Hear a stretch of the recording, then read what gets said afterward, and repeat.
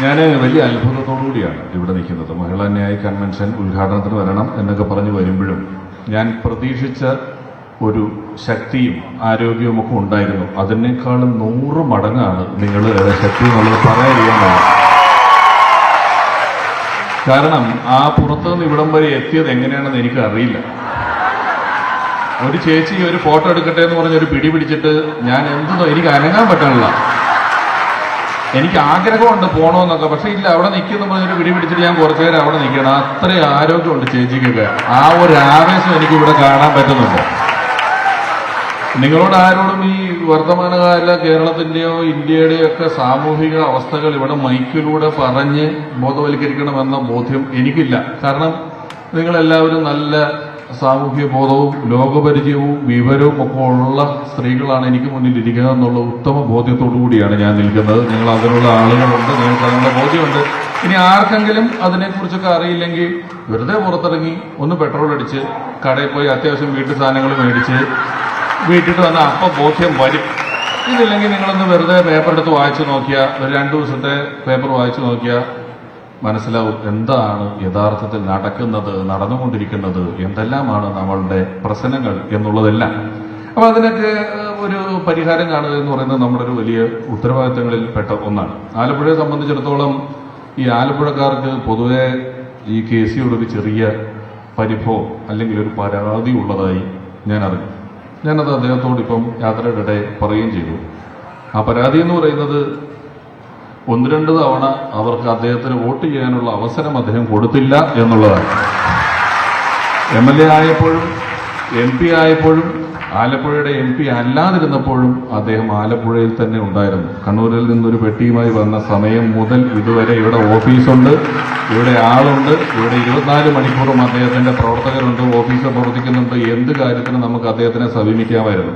പക്ഷെ അദ്ദേഹം ഇടയ്ക്കൊന്ന് മാറി. ഞങ്ങൾ ഈ TV-യിൽ ചിലപ്പോൾ കോമഡി പരിപാടി സീരിയലും ഒക്കെ വരും. അപ്പോൾ വീട്ടിൽ ചെറിയ തർക്കം ഉണ്ടാവും. കോമഡി പരിപാടി കാണണോ സീരിയൽ കാണണോ? ഇല്ല, അങ്ങനെ ഉണ്ടാകുന്നില്ല നിങ്ങളുടെ വീട്ടിലൊക്കെ? എനിക്കറിയാം. അപ്പോൾ കോമഡി പരിപാടി കാണണോ സീരിയൽ കാണണോ എന്നൊക്കെ ഇങ്ങനെ തർക്കമൊക്കെ നടക്കുമ്പോഴാണ് പെട്ടെന്നൊരു ദിവസം ഇന്ത്യയും മറ്റൊരു രാജ്യവും കൂടെയുള്ള ക്രിക്കറ്റ് കളിയുടെ ഫൈനൽ വേറെ ഏതെങ്കിലും ഒരു ചാനലിൽ വരും. അന്നത്തെ ദിവസം ഇതിലേത് കാരണം എന്നുള്ളൊരു തർക്കമില്ല. എല്ലാവരും കൂടെ ആ ക്രിക്കറ്റ് കാണും. ഈ തർക്കം അവിടെ ഇല്ല. ഞാൻ പറഞ്ഞത് KC ആലപ്പുഴയിൽ ഇല്ലെങ്കിൽ മാത്രമേ നമുക്ക് മറ്റൊരാളെ കുറിച്ച് ചിന്തിക്കേണ്ട ആവശ്യം പോലും ഇവിടെ ഉള്ളൂ. സീരിയൽ വേണോ കോൺഗ്രസ് വേണോ എന്നൊക്കെ, അല്ലാതെ അവിടെ മറ്റൊരു ഡിസ്കഷന് വേണ്ടിയില്ല. നമ്മൾ ചില കസ്റ്റം മെയ്ഡ് പ്രൊഡക്റ്റ് എന്നൊക്കെ പറയും, ചില നല്ല അളവുള്ള ഷർട്ട്, നല്ല അളവുള്ള കാര്യങ്ങൾ എന്ന് പറയുന്ന പോലെ ആലപ്പുഴയ്ക്ക് ഇത്രയും അനുരൂപനായ മറ്റൊരാളുണ്ടോ എന്ന് ഞാൻ സംശയിക്കുന്നുണ്ട്. അപ്പം അദ്ദേഹം ഒന്ന് ഇടയ്ക്കൊരു അല്പം മാറി നിന്നു. എങ്കിലും ഈ പുലിമുരുകൻ എന്ന് പറയുന്ന സിനിമയിൽ ഞാൻ തിയേറ്ററിൽ ഇരുന്ന് കണ്ടപ്പോൾ ഒരു വലിയ കയ്യടി കിട്ടിയ ഒരു സീനുണ്ട്. അതിലെ ഹീറോ അല്ല പറഞ്ഞത്, അതിൽ മറ്റൊരാളാണ് പറഞ്ഞത്. അദ്ദേഹം പറഞ്ഞു, ഈ പുലി പതുങ്ങുന്നത് പേടിച്ചിട്ടല്ല, കുതിച്ച് ചാടാൻ വേണ്ടിയിട്ടാണ്. അപ്പൊ ഒന്ന് അദ്ദേഹം പതുങ്ങിയെങ്കിലും പോയ KC അല്ല തിരിച്ചു വന്നിരിക്കുന്നത്. നമ്മുടെ ദേശീയ രാഷ്ട്രീയത്തിന്റെ അമരത്ത് ഏറ്റവും ശക്തമായ സാന്നിധ്യമായി നിലനിൽക്കുന്ന പല കാര്യങ്ങളുടെയും കാര്യമാത്ര പ്രസക്തമായ തീരുമാനങ്ങൾ എടുക്കാൻ കെൽപ്പുള്ള ഒരു ദേശീയ നേതാവായ KC ആയിട്ടാണ് അദ്ദേഹം ഇന്ന് നമ്മുടെ മുന്നിൽ വന്ന് നിൽക്കുന്നത്. അതുകൊണ്ട് തന്നെ ആ ഒരു പോക്ക് നമുക്ക് സന്തോഷം തരുന്നതാണ്. വളരെ പൂർവാധികം ഭംഗിയായി, പൂർവാധികം ശക്തിയോടുകൂടിയാണ് അദ്ദേഹം ഇവിടെ തിരിച്ചു വന്നിരിക്കുന്നത്.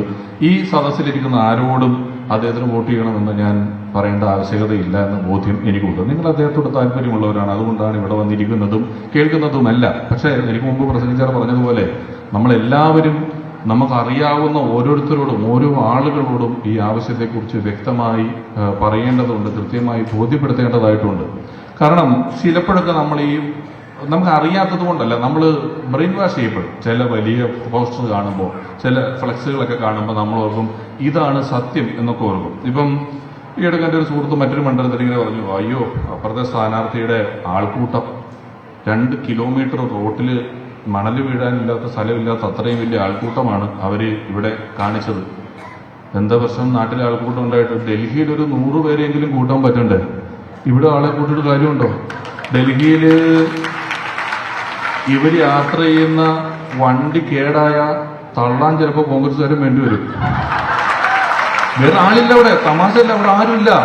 അത് ഈ നാട്ടിരുന്ന് തള്ളുന്ന പോലെ അല്ല ഡൽഹിയില്, വലിയ പാടാ. അപ്പോ മറ്റൊരാൾ വന്നിട്ട് പറഞ്ഞു, അത് മാത്രമല്ല, ഞാൻ രാഹുൽ ഗാന്ധിയുടെ അറ്റൻഡൻസ് നോക്കി, അറ്റൻഡൻസ് കുറവ്. എന്ന് വെച്ചാൽ UP വിഭാഗം സ്കൂളിലാണല്ലോ പഠിക്കുന്നത്, അറ്റൻഡൻസ് നോക്കിയിട്ട് മാർക്ക് ഇടാൻ വേണ്ടിയിട്ട് ഞാൻ മൊത്തം 100 ചോദ്യം ചോദിച്ചു. ഇത് ആകെ 30 ചോദ്യം ചോദിച്ചുള്ളൂ. വേണ്ട, ചോദിച്ച 30 ചോദ്യത്തിന് ഉത്തരം കിട്ടി. 100 ചോദിച്ചിട്ട് അവർ മൈൻഡ് ചെയ്യാതിരിക്കുന്നതിനേക്കാൾ എത്രയോ ഭേദമാണ് 30 ചോദ്യം ചോദിക്കുന്ന ഉത്തരവുള്ളത്. നമ്മളെ സംബന്ധിച്ചിടത്തോളം വലിയ ഭൂരിപക്ഷത്തിലാണ് മറുപക്ഷം ഇരിക്കുന്നത്. അവിടെ ചെന്ന് 100 ചോദ്യം ചോദിച്ചു, 50 ചോദ്യം ചോദിച്ചു എന്നുള്ളതല്ല, അവരതിനെ അങ്ങനെ തന്നെ പരിഗണിക്കുന്നുള്ളൂ. പല ആവശ്യങ്ങളെയും അവർ ഇഗ്നോർ ചെയ്യുകയാണ്.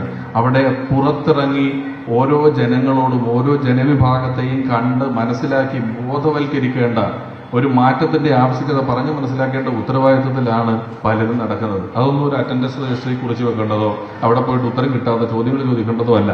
ഈ സാഹചര്യത്തിൽ ഞാൻ പറഞ്ഞു, ഒരുപാട് സമയം എടുക്കുന്നില്ല. KCയെ പോലെ ഒരു വലിയ ദേശീയ നേതാവിനെ നമുക്ക് കിട്ടുമ്പോൾ ഉറപ്പായ വിജയമാണ്. അദ്ദേഹത്തോടൊപ്പം നമ്മൾ വളരെ ശക്തമായി നിലകൊള്ളേണ്ടത് നമ്മുടെ ഒരു വലിയ ആവശ്യമാണ്. ആലപ്പുഴയുടെ മനസ്സാണ് അദ്ദേഹത്തെ നമുക്ക് എപ്പോഴും വേണം. ഇപ്പം ഞങ്ങൾ ഇതിനു മുമ്പ് ഒരു കൺവെൻഷനിലൊക്കെ പോയി. അപ്പോൾ അവിടെ ഇപ്പം പല പ്രശ്നങ്ങളെ കുറിച്ചൊക്കെ ഞാൻ പറഞ്ഞു. അതുമാത്രമല്ല, എല്ലാ മേഖലയിലും നോക്കൂ, സർക്കാർ ജീവനക്കാരായിക്കോട്ടെ, അംഗനവാടി തൊഴിലാളികളായിക്കോട്ടെ, ഈ തൊഴിലുറപ്പിന്റെ പരിപാടികളായിക്കോട്ടെ, ഇതൊരു മഹിളാ ന്യായ പരിപാടി ആയതുകൊണ്ടാണ് ഞാനിത് പറയുന്നത്. ഒരുപാട് മഹിളകൾ ജോലി ചെയ്യുന്നുണ്ട്. ഇവരെല്ലാം മഹിളകളായതുകൊണ്ടാണോ എന്നറിയില്ല, ചില ജ്വല്ലറിയുടെ പരസ്യവാചകം പോലെയാണ് ഇപ്പോൾ 2 ഗവൺമെന്റുകളും ചെയ്തുകൊണ്ടിരിക്കുന്നത്. അതായത് പണിക്കുറവുമില്ല, പണിക്കൂലിയില്ല. പണിക്ക് കുറവുണ്ടോ? ഇല്ല.